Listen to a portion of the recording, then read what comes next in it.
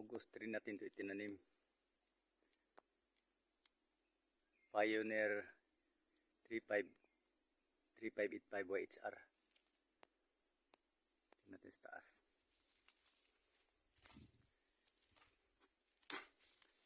Di gaanong kalakihan to kasi for seedling purposes lang. Ito yung binili kong seeds sa Agri Farm.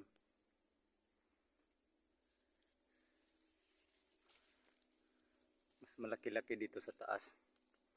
Medyo mataba. Kasi expose siya sa araw. Tingnan mo yung yung puno.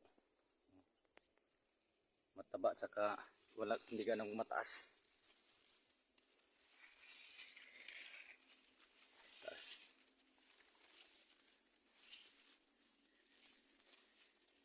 Yung gagamitin nating seeds next cropping season. Zero tillage ito sa rolling na area. Meron ko kunting mga armyworm. Titirahin natin yan sa ng araw. Puntahan natin yan. Ayos natin yan.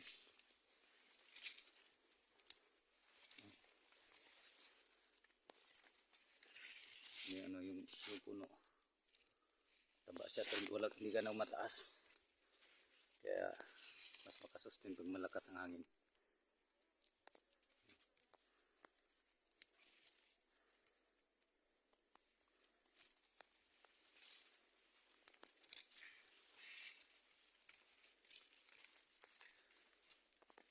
August 3 ito itinanim. August 3.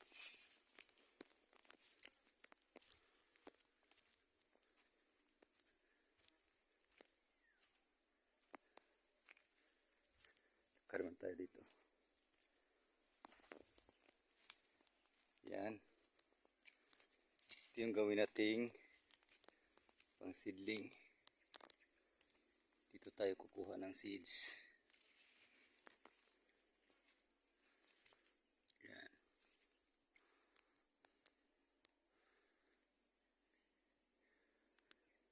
Itasil natin yan para sa